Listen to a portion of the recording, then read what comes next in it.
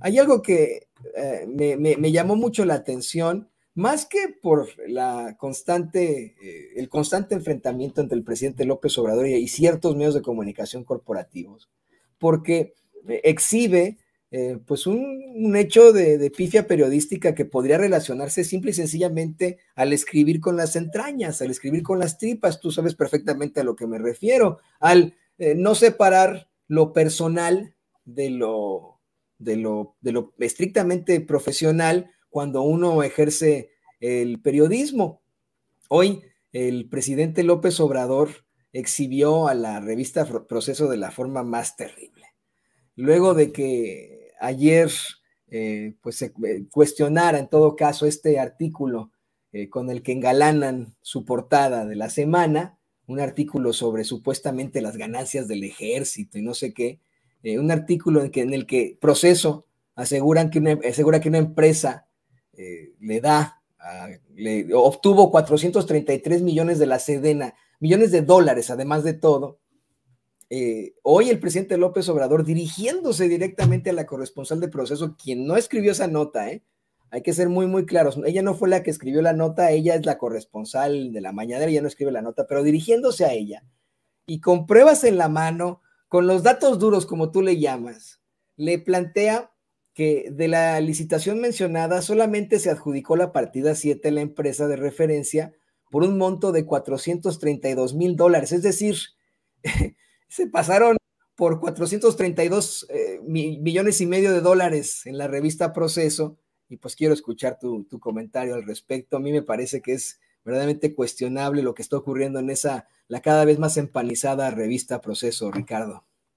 Es absolutamente vergonzante la revista Proceso, está muy lejos ya de ver de ese medio de comunicación que salió justamente de las filas de Excelsior en la represión que hizo Luis Echeverría precisamente, está muy lejos de lo que inauguró el padre Enrique Maza, Froilán López Narváez, Julio Scherer García, y en ese momento un todavía creíble Javier Sicilia. No, ya, esto que está aquí es una asquerosidad, y hay que hacerle entender a este tipo de periodistas que no es que encuentres un contrato y que diga se le dio una adjudicación directa, se le dio un contrato a tal o cual empresa. No, hay que ver y revisar el contrato. O sea, nosotros aquí ponemos, por ejemplo, 2 o 3 páginas, pero revisamos todo el contrato, que son alrededor de entre 20 y 30 páginas aproximadamente, y revisamos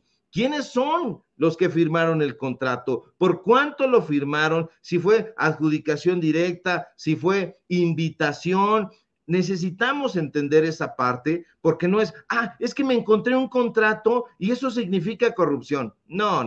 Hay que ver todo el contexto. Nosotros presentábamos la semana pasada un contrato o una serie de contratos que le dieron Anexo Ciencia, Sociedad y Cultura. Usted lo recordará en nuestra investigación del miércoles. Bueno, ese contrato estaba firmado por uno de los colaboradores precisamente de la revista Anexos, y ese colaborador resulta que era amigo de Héctor Aguilar Camín, pero no solamente eso, sino que además había sido jefe de asesores de la presidencia de Carlos Salinas de Gortari, y posteriormente fue el secretario de Educación Pública. Estamos hablando de Otto Granados Roldán.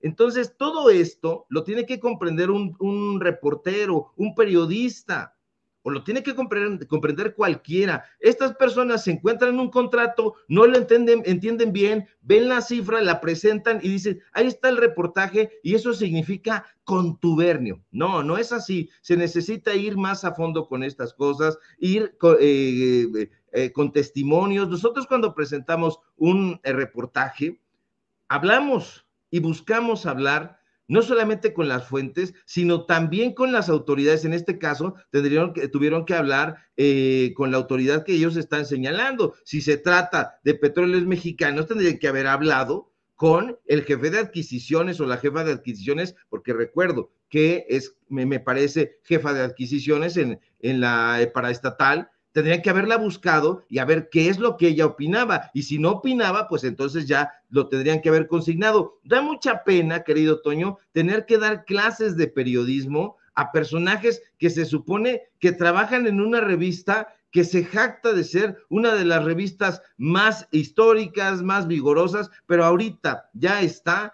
en el subsuelo. Ya esta revista no tiene ni una pizca, pero ni una pizca de lo que fue en la década de los 70s y toda la década de los 80s. Ya la revista Proceso se ha convertido justamente en esa obra kafkiana que ya no tiene pies ni cabeza, que se ha perdido y que se ha extraviado en alguna parte, y pues si se llamaba Proceso, como se los había propuesto José Emilio Pacheco, al propio Vicente Leñero y a Julio Scherer, por que no sabían quién les daba el golpe, ahora se debería llamar Proceso, pero justamente por el caos y porque ya nadie sabe exactamente qué es lo que publican. Parece que no hay editores responsables, y si los hay, pues parece que no saben hacer su trabajo. No, y hay que ser muy, muy claros con lo que ha ocurrido en algún momento con la muerte del gran Julio Scherer García.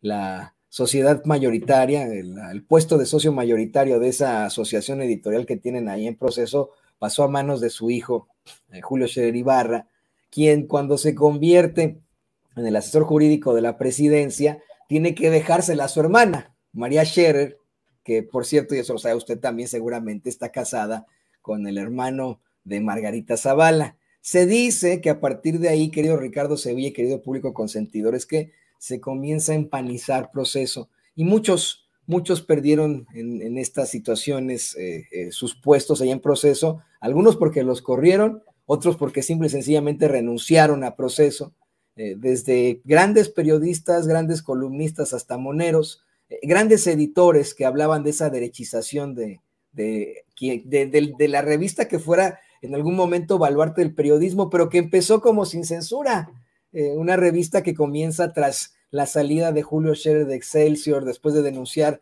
pues la falta de información ante la represión en el 68 y en la masacre de Corpus Christi, y tantas otras cosas, que comienza con periodistas independientes que en aquel entonces, querido Ricardo y querido público consentidor, eran considerados unos resentidos, unos improvisados, unos charlatanes, no se ponían al nivel de Excelsior, del Universal, y miren lo que terminó el Proceso, en algún momento en ser el pilar del periodismo, y hoy terminó convertido en exactamente eso contra lo que luchaba.